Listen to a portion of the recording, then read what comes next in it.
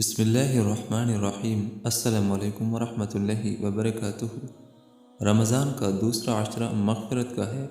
مغفرت کے لیے یہ کلمات ضرور پڑھا کریں۔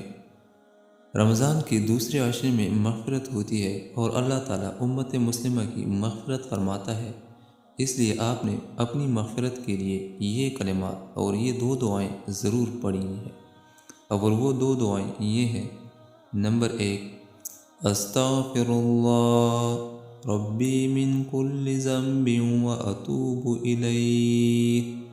نمبر 2، استغفر اللہ الذی لا الہ الا هو الحی القیوم واتوب الیہ۔